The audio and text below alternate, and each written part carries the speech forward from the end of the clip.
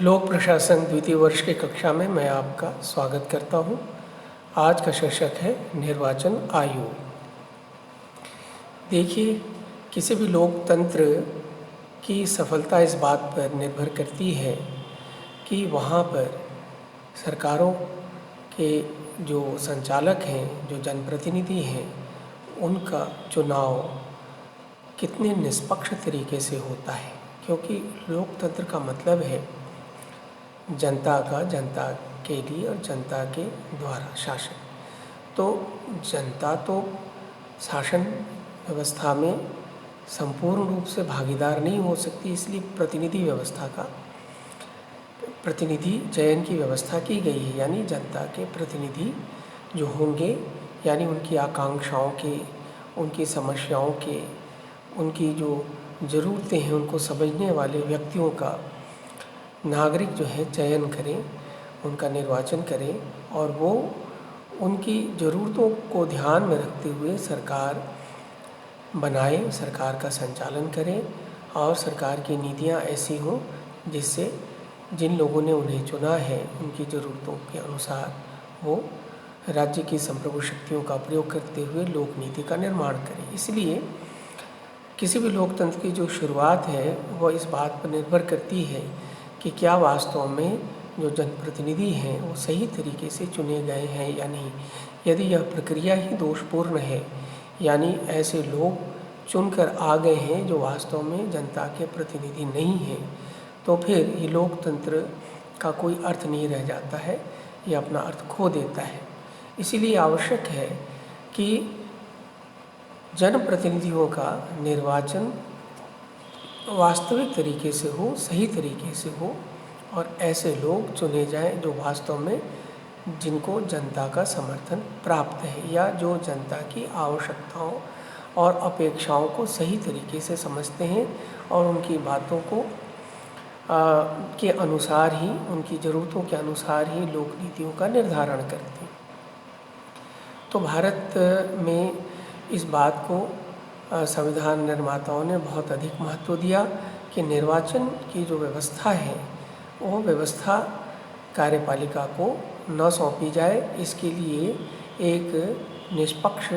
आयोग की स्थापना की जाए और इसमें ऐसे लोग शामिल हों जो सरकार के तीनों अंगों कार्यपालिका, व्यवस्थापिका और न्यायपालिका इनके नियंत्रण से मुक्त हों, ये स्वायत्त हों और यह जो भी निर्वाचन संबंधी जो प्रक्रिया है उसमें निर्णय लेने के लिए स्वतंत्र हों और निष्पक्ष तरीके से चुनाव का संचालन करें। इन्हीं उद्देश्यों को ध्यान में रखकर संविधान निर्माताओं ने संविधान के भाग 15 के अनुच्छेद 324 से लेकर 329 में स्वतंत्र निर्वाचन आयोग की स्थापना की। तो अब आप देखिए कि यह जो निर्वाचन आयोग है वर्तमान में यह 3 सदस्यीय है। एक इसमें मुख्य निर्वाचन आयुक्त होते हैं और 2 अन्य चुनाव आयुक्त होते हैं। ये जो व्यवस्था है संविधान के अनुच्छेद 324 में ये बात कही गई है कि राष्ट्रपति जो है एक मुख्य निर्वाचन आयुक्त और अन्य उतने ही निर्वाचन आयुक्त नियुक्त करेंगे जैसा कि संसद द्वारा निर्मित विधि के अंतर्गत निर्देशित किया गया है, स्पष्ट किया गया है। तो जैसा मैंने कहा वर्तमान में एक मुख्य निर्वाचन आयुक्त और 2 अन्य जो है निर्वाचन आयुक्त होते हैं। ये जो व्यक्ति होते हैं इनका जो रैंक होता है वो कैबिनेट रैंक का दर्जा इनको दिया जाता है और ये साथ ही साथ सुप्रीम कोर्ट के जो जज है उसके अनुसार इनकी सेवा शर्तों का निर्धारण किया जाता है और ये इनको पद से हटाने की जो प्रक्रिया है वो उसी प्रकार से है जैसा कि सुप्रीम कोर्ट के जजेस को पद से हटाने की प्रक्रिया है। अर्थात संसद के दोनों सदनों के जो कुल सदस्य संख्या है उसके बहुमत से और प्रत्येक सदन में उपस्थित और मत देने वाले सदस्यों के 2/3 बहुमत से इनको पद से हटाया जा सकता है। यह जो प्रक्रिया है यह काफ़ी जटिल प्रक्रिया है और यह सुनिश्चित करता है कि आयोग जो है वो स्वायत्त रहे, निष्पक्ष रहे और कार्यपालिका के अधीन कार्य न करें, यानी सरकार जो भी वर्तमान में है उससे वह उसके प्रभावों से मुक्त रहकर और वह अपने स्वतंत्र निर्णय ले सके। वरना क्या होता कि यदि जो वर्तमान में जो सरकार है वह निर्वाचन प्रक्रिया में किसी प्रकार का हस्तक्षेप करती और यदि उनको यह स्वायत्तता न दी जाती, ये जो जटिल प्रक्रिया है पद से हटाने की, अगर उसको सरल बना दिया जाता कि राष्ट्रपति की इच्छा से हटा दिया जाएगा या राष्ट्रपति के प्रसाद पर्यंत कार्य करेंगे, तो निश्चित रूप में वो उनके कार्यप्रणाली में कार्यपालिका का हस्तक्षेप हो जाता। इसीलिए यह जो पद से हटाने की जो प्रक्रिया है काफ़ी जटिल की गई है और उनकी जो सेवा शर्तें हैं वह सुप्रीम कोर्ट के जज के अनुसार रखी गई है। साथ ही मैंने जैसे बताया कि इनको कैबिनेट रैंक का दर्जा भी दिया जाता है। ये अपने पद पर 6 वर्षों के लिए नियुक्त होते हैं और या फिर इनकी आयु अगर 65 वर्ष हो जाए तो ये सेवानिवृत्त माने जाते हैं। जैसा मैंने कहा कि ये जो सदस्य होते हैं, एक मुख्य निर्वाचन आयुक्त और 2 अन्य निर्वाचन आयुक्त, ये किसी भी फैसले को बहुमत से लेते हैं। सामान्यतः इनसे अपेक्षा की जाती है कि किसी भी महत्वपूर्ण मामलों में यह निर्णय मिलजुल कर ले, पर यदि कोई विवाद पैदा हो जाता है तो बहुमत से निर्णय लेना पड़ता है। तो इस दृष्टि से ये एक मुख्य निर्वाचन आयुक्त और 2 अन्य निर्वाचन आयुक्त, ये तीनों लगभग अपनी शक्तियों में समान होते हैं और ये नहीं कहा जा सकता कि मुख्य निर्वाचन आयुक्त के ही फैसले अन्य निर्वाचन आयुक्तों को मानने पड़ेंगे। यानी जब भी कोई विवाद की स्थिति होगी तो बहुमत से फैसला लेना पड़ेगा। देखिए, आरंभ में जो है एक ही मुख्य निर्वाचन आयुक्त होते थे, लेकिन बाद में क्या है कि कार्यों की जटिलता बढ़ती गई और मुख्य निर्वाचन आयुक्त के मनमानेपन को रोकने के लिए 2 अन्य निर्वाचन आयुक्तों का जो है को शामिल किया गया, उनके पद का सृजन किया गया। तो हम जरा आरंभ से देखें कि जैसे 1950 में यह आयोग गठित हुआ था और तब से 15 अक्टूबर 1989 तक केवल मुख्य निर्वाचन आयुक्त का ही एक पद था या एकल सदस्यीय पद था और उनको सहायता देने के लिए उप निर्वाचन आयुक्त हुआ करते थे, अन्य सचिव हुआ करते थे। लेकिन 16 अक्टूबर 1989 से 1 जनवरी 1990 तक आप देखें कि 2 अन्य निर्वाचन आयुक्त जिसका नाम है SS धनोआ और VS सहगल, ये 3 सदस्यीय निकाय बना दिया गया। उसके बाद 2 जनवरी 1990 से 30 सितंबर 1993 तक वापस यह एकल सदस्यीय निकाय रहा, लेकिन 1 अक्टूबर 1993 से और वर्तमान तक यह एक 3 सदस्यीय निकाय है, यानी एक मुख्य चुनाव आयुक्त और 2 अन्य निर्वाचन आयुक्त या चुनाव आयुक्त। जैसा मैंने कहा, इनकी नियुक्ति भारत के राष्ट्रपति के द्वारा की जाती है और ये 6 वर्ष और 65 वर्ष जो भी पहले हो, यानी अगर 6 वर्ष की सेवा हो गई तो रिटायर हो जाएंगे या फिर 65 वर्ष की आयु हो गई तो ये रिटायर हो जाएंगे। और सारी बातें जो मैंने बताई वो आप स्लाइड में देख रहे हैं कि इनको मुख्य चुनाव आयुक्त को या संसद द्वारा महाभियोग के जरिए से ही हटाया जा सकता है। यद्यपि ये शब्द महाभियोग प्रक्रिया का उल्लेख नहीं किया गया है, परंतु प्रक्रिया महाभियोग के समतुल्य ही है, इसलिए सामान्यतः यह महाभियोग कहा जाता है। महाभियोग शब्द का प्रयोग केवल राष्ट्रपति को पद से हटाने के लिए किया जाता है और सुप्रीम कोर्ट के जजेस और ये मुख्य चुनाव आयुक्त या कंट्रोलर ऑडिटर जनरल के जो पद है इसके सदस्यों को इनको हटाने के लिए जो प्रक्रिया है वो महाभियोग जैसी ही प्रक्रिया है, परंतु शब्द का प्रयोग महाभियोग शब्द का प्रयोग केवल राष्ट्रपति के पद को हटाने के लिए संविधान में किया गया है। जो निर्वाचन आयोग है इसका मुख्य जो दायित्व होता है वह विधानसभा, लोकसभा, राज्यसभा, राष्ट्रपति, उपराष्ट्रपति आदि के चुनाव को संचालन करने या चुनाव प्रक्रिया के संचालन करने से संबंधित होता है। जबकि राज्यों में ग्राम पंचायत या नगर पालिका या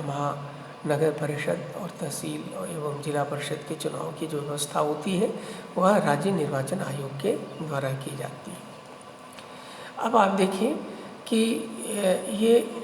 इसके जो प्रमुख कार्य हैं निर्वाचन आयोग के, उसमें जो सबसे महत्वपूर्ण कार्य है वह है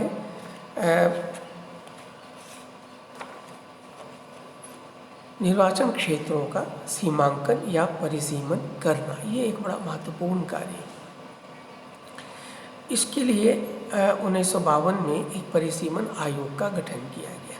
ये परिसीमन क्या होता है, इसको आप ऐसे समझिए कि भारतवर्ष में प्रत्येक नागरिक को ये कहते हैं संसद के सदस्यों के यानी MP लोकसभा के सदस्यों को निर्वाचन करने का अधिकार है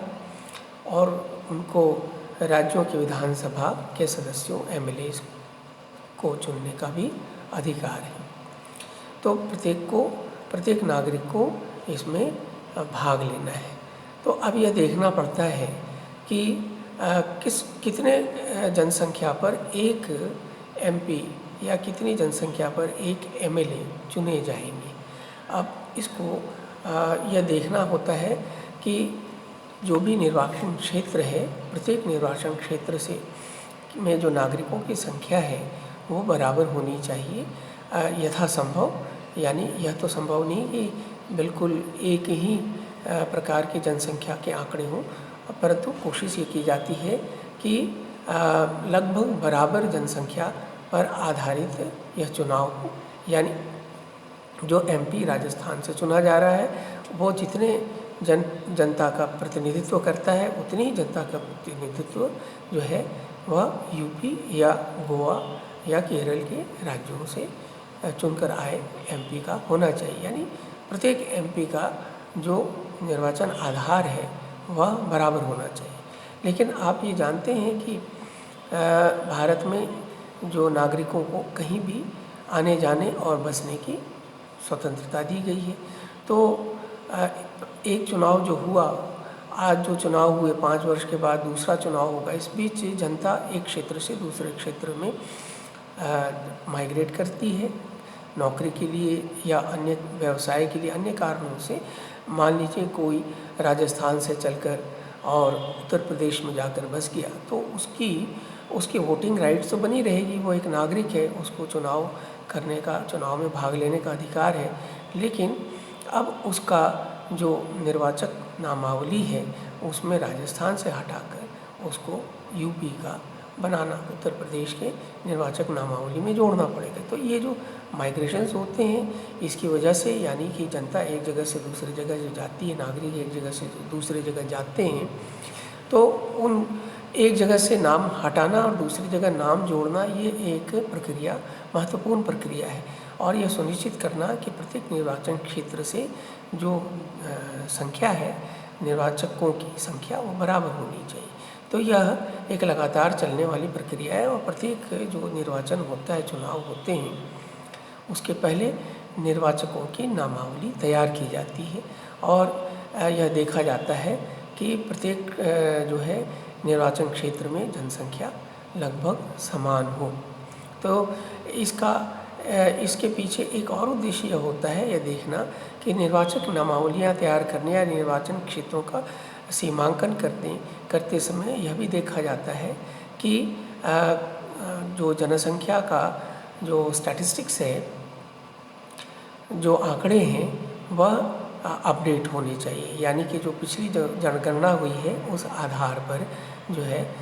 हमें अब क्षेत्र को बड़ा भी करना पड़ सकता है, छोटा भी करना पड़ सकता है। यानी कि 1972 में जो जनगणना हुई और 2011 में जो जनगणना हुई, तो जनगणना जो है वो जनसंख्या तो बढ़ गई लेकिन क्षेत्र तो वही है, सीटों की संख्या भी वही है। तो हमें क्या करना होता है कि प्रत्येक निर्वाचन क्षेत्र में और नए निर्वाचकों की संख्या जोड़नी पड़ती है। इसलिए बार बार बढ़ी हुई संख्या को ध्यान में रखते हुए फिर से क्षेत्र का सीमांकन करना पड़ता है। किसी क्षेत्र में जो पहले जनसंख्या थी अब वो नहीं रही, तो इसलिए क्या है कि हम ये देखना पड़ता है कि अब क्षेत्र को बड़ा किया जाए या छोटा किया जाए। मान लीजिए किसी क्षेत्र में जनसंख्या बढ़ गई तो और किसी क्षेत्र में कम हो गई तो हमें ये एडजस्टमेंट करना पड़ता है, और इसी को हम कहते हैं निर्वाचन क्षेत्र का परिसीमांकन, ताकि प्रत्येक निर्वाचन क्षेत्र से लगभग समान जनसंख्या का प्रतिनिधित्व वहाँ के जनप्रतिनिधि करें। तो ये एक महत्वपूर्ण कार्य है, और इसका यह उद्देश्य भी होता है कि जेरीमैंडरिंग या गेरीमैंडरिंग जो एक बुराई है, यानी कि प्रत्येक राजनीतिक दल आप जानते हैं कि अपने अपने वोट बैंक तैयार करते हैं, तो ऐसा न हो कि किसी एक ऐसा निर्वाचन क्षेत्र बन जाए जहां किसी एक प्रकार के जो है जाति या एक धर्म विशेष के लोग या एक मान्यता के लोग इकट्ठे हो जाएं, तो फिर क्या है कि वहाँ पर निष्पक्ष चुनाव नहीं हो पाएंगे। तो यह कोशिश की जाती है कि एक निर्वाचन क्षेत्र में जो लोग रहते हैं वो सभी प्रकार के एक मिक्स हो, ऐसा नहीं हो कि वो एक टिपिकली आइडेंटिफाइड हो जाए कि ये एक कम्युनिटी विशेष के लोग हों। तो इस प्रकार जो है निर्वाचन क्षेत्रों का निर्धारण करना, एक उसके पीछे यह उद्देश्य होता है कि हम जेरीमैंडरिंग, यह अमेरिका की एक बुराई थी, वहाँ जो है जानबूझकर निर्वाचन क्षेत्रों को राष्ट्रपति क्या करते थे कि अपने जो है मतदाता, जो उनके पक्ष में रहने वाले मतदाता है, उनको ध्यान में रखकर वो क्षेत्रों का सीमांकन करते थे। तो उस बुराई को रोकने के लिए, यानी जेरीमैंडरिंग जो बुराई है उसको रोकने के लिए निर्वाचन क्षेत्रों का सीमांकन करना एक महत्वपूर्ण कार्य है, और इसीलिए भारत में 1952 में परिसीमन आयोग का गठन किया गया था, जिसमें मुख्य निर्वाचन आयुक्त होते हैं और सुप्रीम कोर्ट अथवा हाई कोर्ट के 2 रिटायर्ड जज होते हैं। और ये जो निर्वाचक क्षेत्रों का परिसीमांकन करते हैं, इसको लेकर इस फैसले को लेकर कहीं भी चुनौती नहीं दी जा सकती है। इसी प्रकार राज्यों में भी यह कार्य किया जाता है। जब वहाँ विधानसभा के सदस्यों का निर्वाचन होता है, वहाँ पर स्थानीय जो विधानसभा है उसमें, और वहाँ के जो मेंबर ऑफ पार्लियामेंट है उस राज्य से, उनमें से 2 से लेकर 7 जो है एमपी या एमएलए को भी शामिल कर लिया जाता है। उनकी राय से निर्वाचन क्षेत्रों का सीमांकन किया जाता है। तो ये एक बड़ा महत्वपूर्ण कार्य होता है निर्वाचन क्षेत्रों का सीमांकन करना। इसके अलावा जो दूसरा महत्वपूर्ण कार्य है निर्वाचन आयोग का, वह होता है कि मतदाता सूचियों को तैयार करना, जिसको हम कहते हैं निर्वाचक नामावली तैयार करना। इसमें उस क्षेत्र में रहने वाले जो भी वयस्क मताधिकार के लिए योग्य हैं, तो आप जानते हैं 18 वर्ष की आयु होती है, उन सब के नाम को इसमें शामिल करना। जो लोग जो है माइग्रेट करके दूसरे जगह चले गए हैं उनके नाम को हटाना, और इस प्रकार चुनाव से पूर्व जो है निर्वाचक नामावली तैयार कर ली जाती है, और इसमें जो नाम छूट जाते हैं उनके आपत्तियां भी मांगी जाती हैं, और दस्तावेजों के आधार पे उनकी सूची वापस संशोधित कर दी जाती है। तो ये एक बड़ी जटिल प्रक्रिया है और काफ़ी समय लगता है, इसलिए हर चुनाव से पहले निर्वाचक नामावली तैयार करना ये चुनाव आयोग का दायित्व है। इसके साथ साथ आप देखिए राजनीतिक दलों का पंजीकरण करना। तो आप जानते हैं कि भारत में राष्ट्रीय राजनीतिक दल भी है, क्षेत्रीय राजनीतिक दल भी है, और बहुत सारे ऐसे जो है व्यक्ति हैं जो किसी भी दल में शामिल नहीं हैं। तो निर्वाचन की जो प्रक्रिया है, इसमें राजनीतिक दलों को पंजीकृत करना, राष्ट्रीय स्तर का दर्जा देना या क्षेत्रीय दल के रूप में पंजीकृत करना, यह मुख्य चुनाव आयुक्त का एक विशिष्ट अधिकार है। और इसमें आप किस आधार पर किसको राष्ट्रीय दल की मान्यता दी जाती है और किस आधार पर इन्हें क्षेत्रीय दल की मान्यता दी जाती है, इसके बारे में मैंने विस्तार से राजनीतिक दल वाले जो वीडियो है उसमें हमने बताया है, आप उसे ध्यान से देख लीजिएगा। साथ ही साथ राजनीतिक दलों को चुनाव चिन्ह आवंटित करना, यह भी एक महत्वपूर्ण कार्य होता है, और इसमें अगर कोई विवाद होता है तो इसमें निर्वाचन आयोग जो है वह अपना अंतिम निर्णय देता है, लेकिन इस निर्णय के विरुद्ध जो है सुप्रीम कोर्ट में अपील भी की जा सकती है। इसके अलावा निर्वाचन आयुक्त के भी अन्य बहुत सारे कार्य हैं। जैसे मान लीजिए कि किसी सांसद या किसी विधायक को अयोग्य घोषित किया जाता है, तो अनुच्छेद 103 के तहत राष्ट्रपति किसी संसद के सदस्य के अयोग्यता के संदर्भ में निर्वाचन आयोग से परामर्श करते हैं, और इसी प्रकार से राज्यपाल किसी भी एमएलए के अयोग्य घोषित करने के संदर्भ में राज्य निर्वाचन आयोग से परामर्श करते हैं। इसके अलावा निर्वाचन आयोग जो है उसका एक महत्वपूर्ण उद्देश्य ये होता है कि ऐसे निष्पक्ष चुनाव आयोजित करना, और इसमें अगर कोई व्यक्ति जो है अयोग्य पाया जाता है तो उसको अयोग्य घोषित करना। यानी कि आप जानते हैं कि जब भी निर्वाचन होते हैं तो उस निर्वाचन में फॉर्म भरे जाते हैं। हर उम्मीदवार जो है अपना फॉर्म जो है भरता है, उम्मीदवारी दाखिल करता है, और उसकी उम्मीदवारी की जांच करना कि क्या वह निर्वाचन के लिए मतलब एक जनप्रतिनिधि बनने के लिए योग्य है या नहीं। जो भी नियम बनाए गए हैं समय समय पर संसद के द्वारा या निर्वाचन आयोग के जो निर्देश है उसके अनुसार क्या वह योग्य है अथवा अयोग्य, इसकी जांच करना, और जो अयोग्य है उनको निर्वाचन प्रक्रिया से बाहर करना, यह मुख्य निर्वाचन आयोग का एक दायित्व होता है। तो आज जो है आपने ये चीज़ जाना कि निर्वाचन आयोग जो है एक महत्वपूर्ण स्वायत्त संस्था है जिसका मुख्य उद्देश्य है देश में सही प्रकार से चुनाव की व्यवस्था करना। इसके अन्य कार्य और दायित्वों के बारे में और इसके द्वारा समय समय पर एक स्वस्थ निर्वाचन प्रक्रिया को कैसे संचालित किया जाए, इसके लिए क्या क्या निर्देश जारी किए गए हैं, क्या क्या नियम बनाए गए हैं, इसका विस्तार से हम अगले वीडियो में जानेंगे। आज इतना ही।